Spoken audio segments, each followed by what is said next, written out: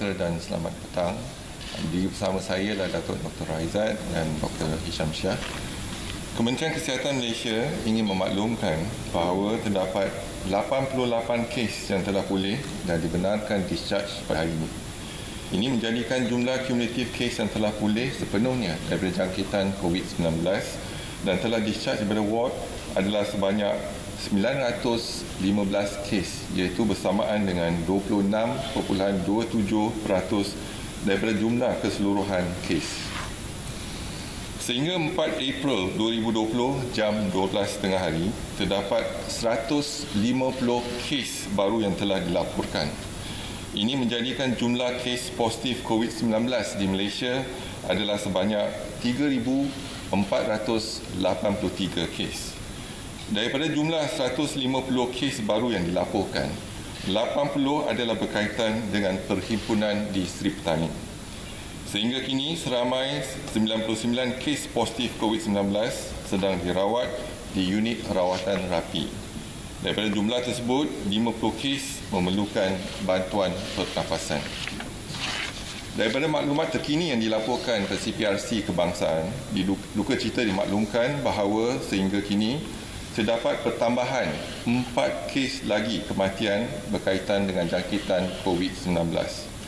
Justru jumlah kumulatif kes kematian COVID-19 di Malaysia adalah sebanyak 57 kes, iaitu bersamaan dengan 1.64% daripada jumlah keseluruhan kes.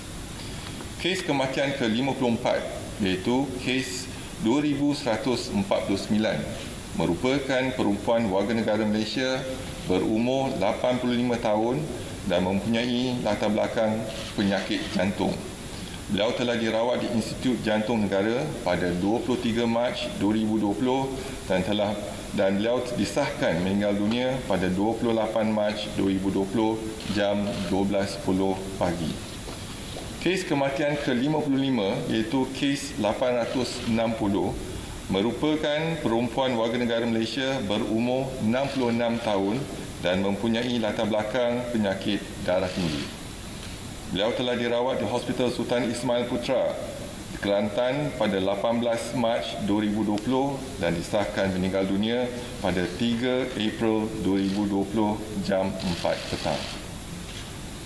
Kes kematian yang ke-56 iaitu kes 2850 merupakan lelaki warga negara Malaysia berumur 56 tahun dan mempunyai latar belakang penyakit jantung.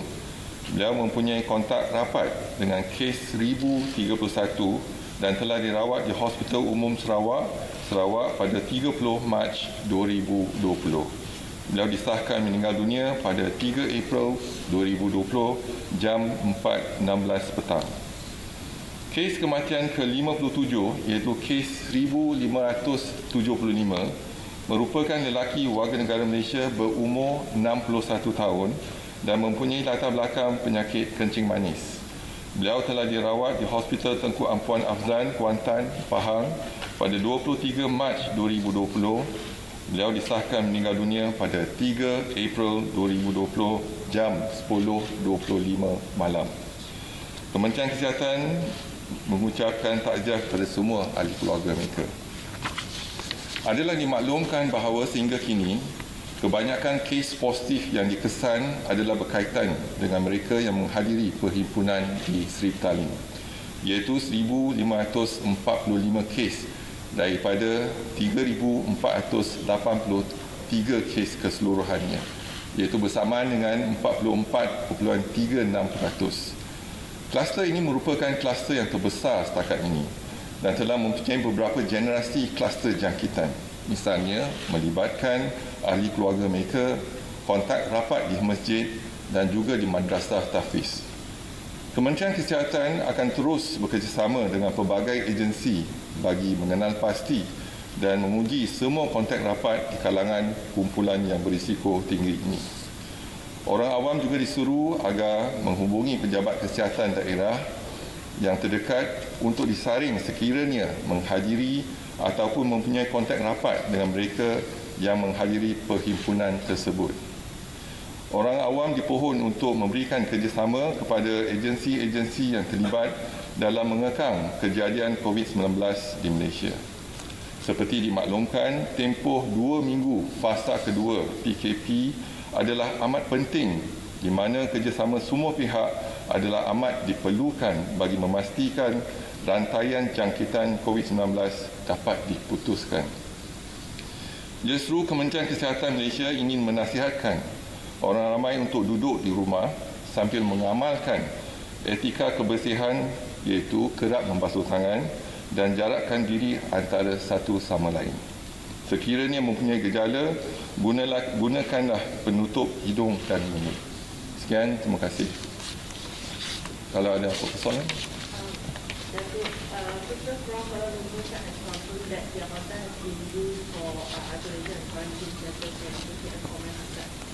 Yeah, we have a list of hotels that have been used for quarantine. So, but will be allocated as when the passenger comes back, for example, in KLIA, so we will allocate one hotel and then we quarantine in the hotel. I think Baru has said that 40,000 people are involved in the same infection in the public cluster. We are looking into collaboration with the police, whereby we are not looking into the public group only, but next of kin, for example, family members or friends that we can have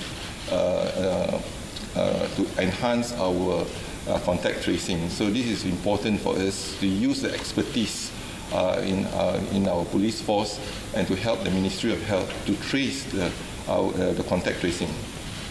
The person that is actually have exposure to the positive patient. So it's 40,000 the information that we have is about 40,000. Yeah. So does the ministry want to test all 40,000 of them? No, it helps us. We call it in the Ministry of Health as PUI, patients under investigation. Then patient under suspect, for example, suspicion. For example, if we think that the close contact have exposure to the index case, then we try to trace the close contact. That's what I'm truly from email. I would just like to ask, with regards to backlog cases when it comes to testing, we were made to understand that there are a lot of backlog cases nationwide. So can we know what is the reason that's causing the backlog? Is it the lack of reagents, machines, or experts? And how are we going to... No, there will always be a backlog every day because, our reporting is on 12, every day at 12 o'clock. So when the reporting, for example, takes more than 24 hours, there will be a backlog at least. So if we continue to test new patients and then the test report is not out yet, there will be a backlog. So, after 1 o'clock, then we get the information for the next day. But in the same day, we are also testing more patients. So there will be some form of backlog in that sense. Nonetheless, when we look into our lab, we have actually increased our lab from initially only about 23 labs available in the Ministry of Health as well in the private sector. Today in the Ministry of Health, from 18 labs, we have increased into 20 labs now. And the private sector from 5 to 7. So all in all, we have 27. And one lab in Angkatan Tentera Malaysia and the other in Malaysian Genomes Institute. And we have 14 labs in the IPTA and IPTS. Total, we have 43 labs. That means it's RT-PCR lab available. So that's what your expert analysis on this. Do you think the MCO should then be extended to make sure that all the backlog cases are settled? So it's not about I think, but it's about what we can do now to change the figures that we have. So we are monitoring every day. So the responsibility is not only on our shoulders in the Ministry of Health, but all of us have to play a part. Now, if we can keep to staying at home and make sure they wash their hands and social distancing, for example, then let us look into the data. The data will tell us whether we need to extend or not. So now I can't predict. I can predict, but the reality is that we have to base on science and facts. So we hope that by 10th of April, the data is available for us to make a decision whether we need to extend or not. That's what, in terms of, now there's another concern in terms of what's happening in the prisons, because a lot of people are being arrested because they're violating the MCO, and then there's concern that whether we have enough screening being done in prisons to avoid an outbreak there. How is KPM addressing? Well, we are addressing, basically we are doing a screening for them in the prison as well. Anywhere we are trying to avoid public gathering. So even in prison, we try to space them out and make sure that social distancing is being practiced even in prison. So what's more important is that, when we try our best to enforce this MCO, and the public must come together as one to have this social discipline. Unless we have social discipline, then we can make it. Otherwise, then we are putting our country at jeopardy in that sense, in terms of not able to implement what we have actually planned. Just on the prison as well, the prison department has suggested that maybe they could go in the jail, in the prison, that make them social community service. But at the moment, we have MCO, no movement control order. So we only can put them in prison or in a place that we can quarantine them.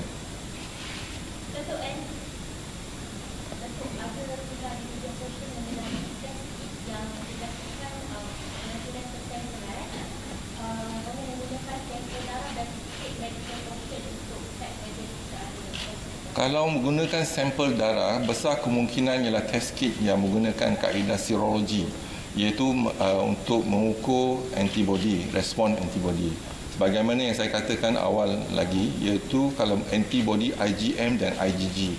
Respon IgM mungkin mengambil masa 5 hingga 7 hari. Dan IgG mungkin lepas 7 hari baru dapat IgG dan respon, bergantung pada individu tersebut. Jadi mungkin yang dimaksudkan ialah menggunakan antibody rapid test kit. Tetapi kita telah putuskan antibody test kit tak boleh digunakan untuk diagnosis. The patients who have pneumonia and anxiety before being tested, is this being treated as asymptomatic COVID-19? So we do have issues with regard to SARI, that means a severe acute respiratory infection, and we have been monitoring SARI since January, looking at the cases now. But what we have to tell our healthcare workers that all SARI patients, you have to treat them as COVID positive until proven otherwise. Because some 12 of our healthcare workers been infected because treating cases of pneumonia of SARI, but have not been confirmed as COVID yet. So protection is very important for us. Our healthcare workers must take precaution, all the necessary precaution, and to avoid the infection, getting the infection. So far, our healthcare workers involved treating SARI is about 12 patients, 12 healthcare workers.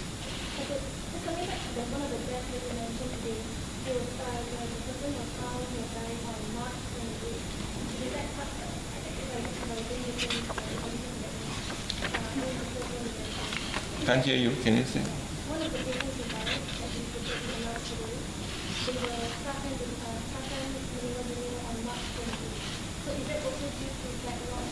No, that's a reporting. I think there's a delay in reporting. So, for example, in a private hospital or in a setup, they reported to us late. So now we have to report it. So that's the issue of reporting.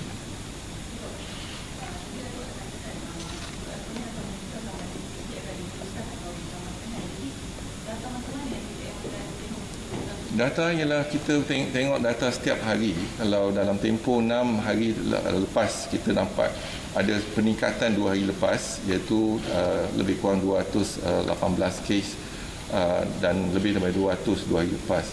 Dan ini besar kemungkinan sebab kita melaksanakan acute case detection di kawasan yang enhanced MCO tu, iaitu di Kampung Sungai Lui dan juga Simpang Legam. Jadi ada kes pertambahan di situ apabila kita melaksanakan acute case detection. Jadi hari ini dah kurang 100 dah kurang kes berbanding dengan 2 hari lepas. Hari ini baru 150 kes. I would like to ask with regards to the testing which I asked earlier, how many of the daily new infections which are reported are actually people who were tested yesterday, or if they were tested like from 2 days ago? Like today you said 150 new infection cases.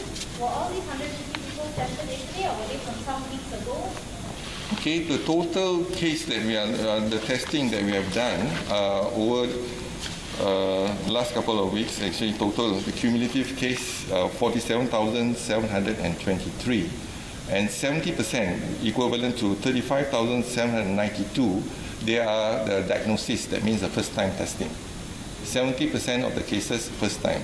Then the 30% is basically we are doing it for those being treated in a hospital, and then we need to have a serial testing, and particularly before they discharge, we have to do 2 tests negative within more than 24 hours.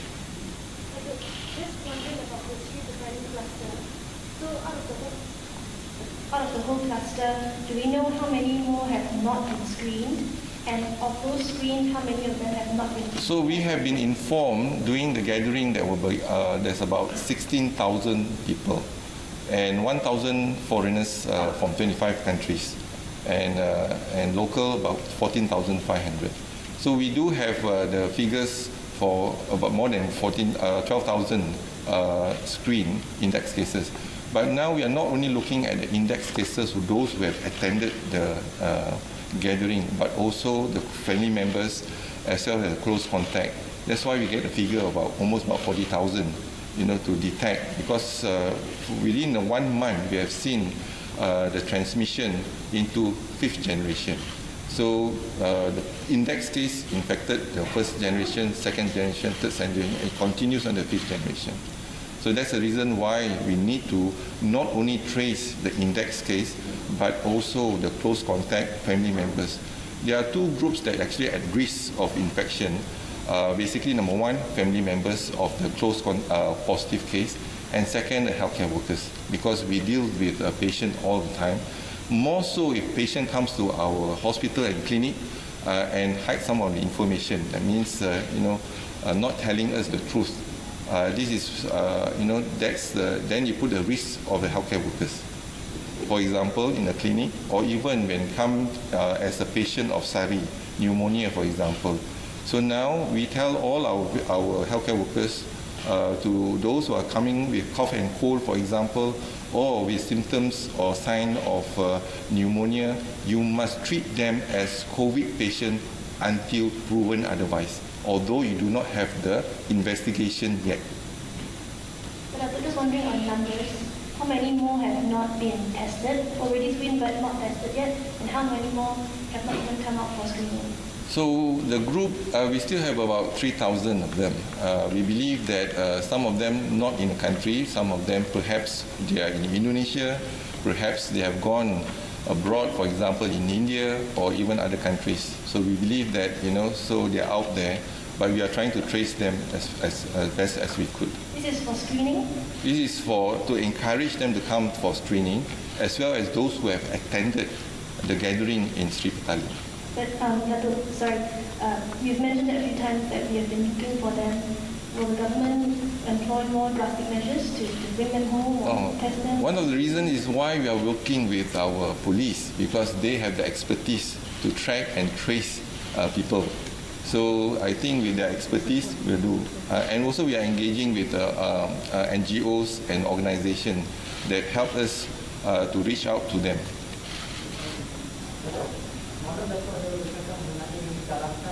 Tidak menggalakkan testingan ramai yang sehingga 6 ke 12 bulan. Jadi adakah KKM atau kerajaan akan keluarkan SOP on mass gathering, dan adakah ini melibatkan private function seperti itu? Kita bergantung pada situasi semasa. Jadi sekarang ni kita pun tak tahu lagi. Walaupun kita ada ramalan, iaitu mungkin akan ada peningkatan kes di pertengahan bulan April. Jadi tapi realitinya kita hendak kena lihat data kita. Contohnya hari ini kalau Malaysian Institute of Economic Research telah ramalkan hari ini kita mungkin ada 400 kes ke atas, tetapi pada hakikatnya kita baru ada 150 kes. Berarti kalau kita semua bersama duduk di rumah, basuh tangan, pastikan penjarakan 1 meter, mungkin kita dapat putuskan rantaian jangkitan kuman ataupun virus COVID-19 ni. Jadi kerjasama antara kita penting untuk pastikan kita dapat membendung ataupun mengekang penularan jangkitan COVID-19. Datuk, A week ago, you mentioned that 8,000 civil servants were actually planning to go abroad, right? Just want to clarify, did they go abroad or were they... I think it's more than 8,000 because you look into the Mata Fair, for example, and you can get the information from the Mata Fair during this period of 2 weeks, how many tickets been sold, for example, to Malaysians going abroad. And we fear that if they do go abroad and come back, perhaps more than that. At that point of time, we are looking into our citizens going abroad. But today, we also realize that our students, for example, from overseas are coming back. So this is another challenge for us when we have imported cases. Remember, the first wave related to the tourists from China, basically directly or indirectly. The second wave is basically related to imported cases. So imported cases, anyone coming to our country, then they might be a potential to carry the virus. Therefore, we need to screen them, or we need to quarantine them for at least 14 days. Oh, but at the time you said civil servants. Yeah, civil servants, basically they also buy tickets from the Mata Fair, right? So it's not only to focus in the civil servant, but anyone can actually buy tickets from Mata Fair. At that time you also mentioned about the ministry, you said one ministry. The reason I mentioned is because I'm worried, because I'm expecting if the cases coming back, imported cases coming back, not being managed well, and you get a surge of cases, exponential spike of cases in mid of April, maybe, because the infection will take about 2 weeks. So this is the concern that we have, and that's the reason why we implemented this MCO. So did they manage to leave the country or did not? As I said, in terms of the data, it's more than 8,000 people. You want the data, you ask the Mata Fair, those tourism, or give it to you, the exact number and figures. To us, those coming back is more important. Now the figures have increased because the students are coming back as well. And some of the workers in overseas, because of the clampdown in more than 172 countries, they are also coming back. Initially, we thought there's 5 countries. We started with China, then Korea, Japan, Italy, and Iran. But now it's almost 172 countries have experienced. Look at US, for example. Look at UK, for example. Spain, etc., Switzerland, etc. So, just to name a few. But those coming back from these countries have a possibility of bringing the infection. So our concern, and I'm sure our neighbors and etc., our main concern is imported cases now.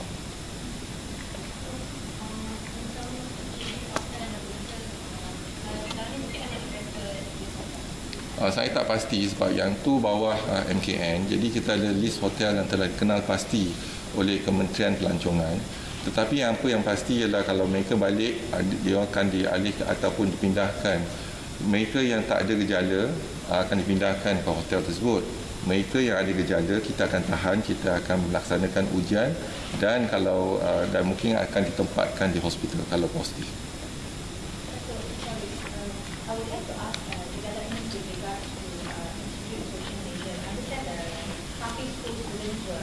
Quarantine there.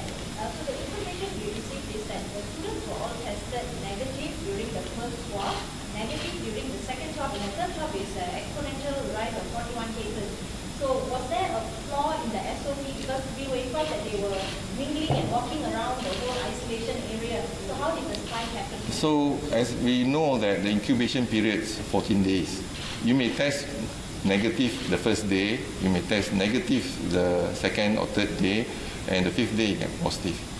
From the experience in China, they have informed us that majority of the cases have symptoms the 2nd until the 7th day. So, but some patients have at least 14 days. So we use 14 days as our incubation period. And there may be 1 or 2 cases being reported more than 14 days. But the mean is 14 days. So we are using it as 14 days. So the possibility of getting infection again is there. That's the reason why we have to quarantine for 14 days. The spike was predicted due to the students actually being able to mingle around and infect other people. That's what we have to make sure that when we quarantine, you stay in your hotel room or even a quarantine room. rather than mix around. The moment you mix around, you mingle around, there's a possibility of transmission from one person to another. Is this the reason for the exponential rise? What we do know is that they got positive after the examination. Whether they mix around in the middle of the night, we don't know, right? So that's why we need to enforce in terms of make sure that they stay in their room, not only stay at home or stay in their room. So for this group, probably they are mingling around, or because of the incubation period, 14 days. There's a possibility. But the Sungai Lui cluster was the latest cluster. Why were they all grouped together when the possibility of infection is? No, we group together because not to group together doesn't mean they stay together, but they should be isolated in their own group. But 2 beds in one room, right? Yeah, but the same group, the same cohort. That means you have the same exposure. Likewise, for example, if you are in a family, I'm not going to isolate your mother and father in a different room and the children in different room. You put together as one cohort and one family. Is that, sorry, Dr. But is that the best SOP? Because in a family, you have to, because, for example, in a family, then you have to put the family together. Rather than, even for example, case 23, that is an American citizen that we have. She is positive, husband is negative. But the husband wanted the wife to be at his side. But we have to sign a consent. Then we put them together. Because one is positive, one is negative. So this is the issues that we have, but we're looking into the same cohort. Because same cohort, same exposure. So the big one is on the enforced MCO areas. Has there been an update on some of the cases that have been We do, and when we look into the enforced MCO area, we have 3 areas. One in Kluang, jumlah kes positif di Kluang ada pertambahan 3 kes. Semalam kita laporkan 132 kes, hari ini 135 kes. Bandar Baru Ibrahim Majid ada peningkatan 3 kes kepada 100 kes. Malam ialah 97, hari ini ialah 100. Lain-lain lokaliti 35 kes, pecahan mengikut Mukim, Hulu Benut 112 kes, Keluang 18, Macap 4 dan Nyo 1. Untuk kluster Hulu Langat, jumlah kes positif Hulu Langat ialah 314 kes, iaitu pertambahan 14 kes. Kampung Sungai Lui 90 kes, iaitu 25 kohort Seri Petaling dan 65 ialah kes kontak rapat. Bukan Kampung Sungai Lui 224 kes. Semalam kita laporkan 210 kes. Berarti 28 daripada kohort Seri Petaling dan 196 kes close contact. Dan Menara Plaza City One semalam kita laporkan 18 kes. Hanya ada pertambahan 1 kes. Jadi ada 18 kes dibanding dengan semalam hanya 17.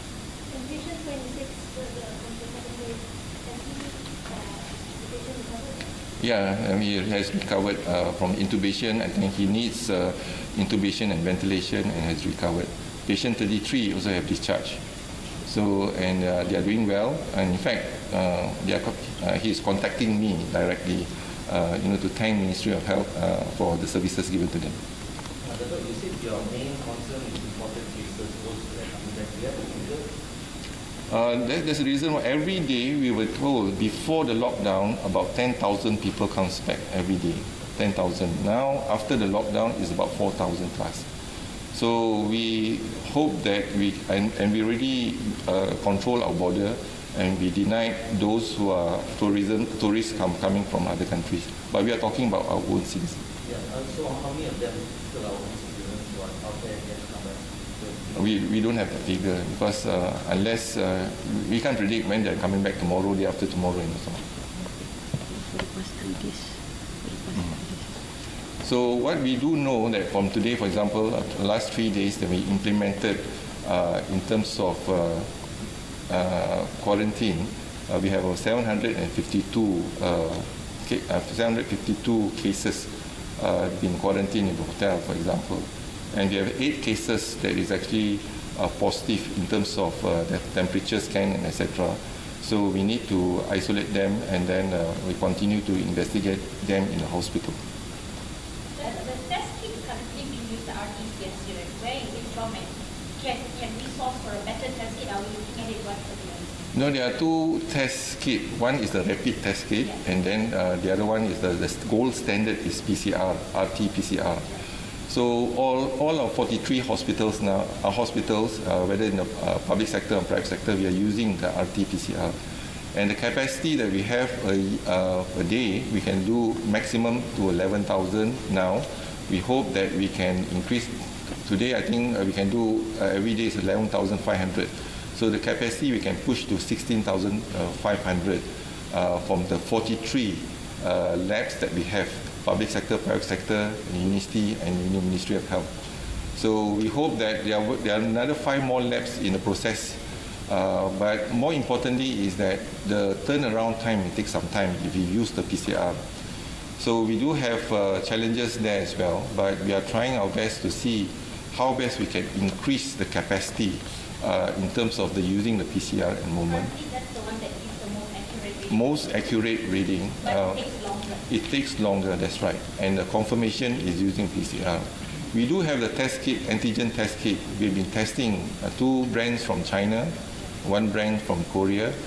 So far not reliable, and the accuracy is below that.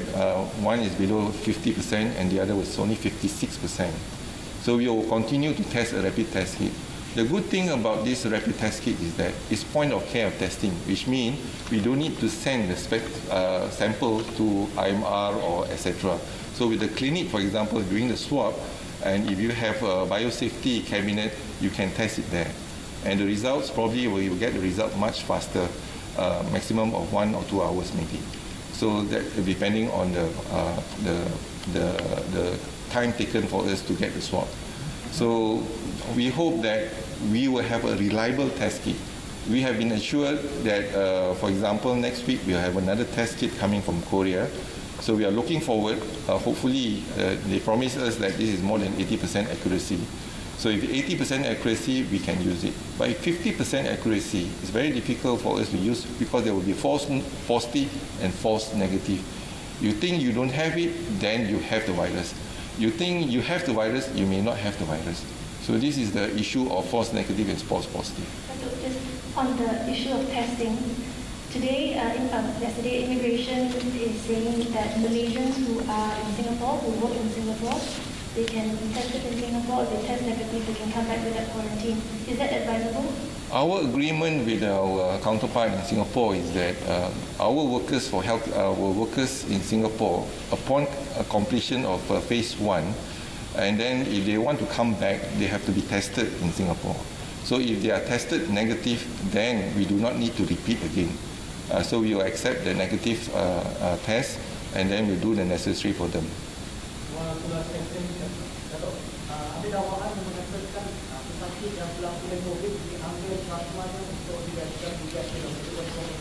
Yang setakat ni memang kita ada beberapa kes pesakit kita yang telah sembuh dan telah pun discharge daripada ward, dan mereka ingin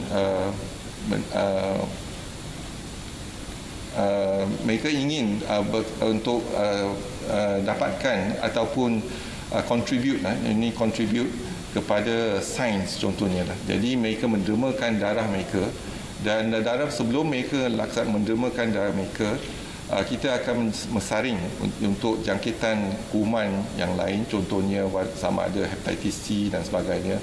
Kalau mereka sihat, dan juga kita akan laksanakan test semula.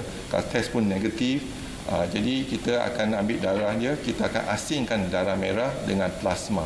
Dan plasma tu kita akan hantar ke IMR untuk buat kajian, lihat kepekatan antibody tersebut, dan kita akan, darah merah kita mungkin akan pulang kepada pesakit tersebut, dan 2 minggu lagi kita akan ambil darah lagi untuk ambilkan plasma dia.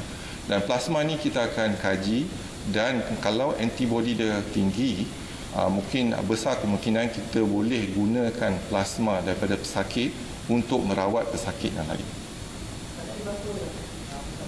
Ada 2-3 pesakit dah telah tampil ke depan untuk menyumbang pada sains dan teknologi lah kata. Dan kita pun bersyukur dan terima kasih kepada pesakit tersebut kerana mereka rela untuk membantu dalam kita melaksanakan penyidikan dan sains untuk melihat kepekatan antibodi ini. Jadi mungkin kita akan lihat antibodi IgG dengan IgM dan juga kepekatan antibodi tersebut. Kalau boleh kita gunakan antibodi ini dan kita boleh bagi kepada pesakit. Sorry, on vaccine development, I just want to know, previously there was a local company that said they are trying to get in touch with the MOH because they are confident that they have developed something. Has there been other companies that approach KKM to work together on vaccine development? The vaccine, when we have a discussion with World Health Organization, they are actually looking into a few compounds and in terms of the research on this. And they identified a few, but it's still in a very early phase. So it will take probably about a year or a year and a half before we can get this vaccine in the market. So research is ongoing, and hopefully by doing the research, we can get the vaccine as soon as possible. To date, the developments are quite positive, you would say, in terms of the development? It's still in a very early phase now. Okay, thank you.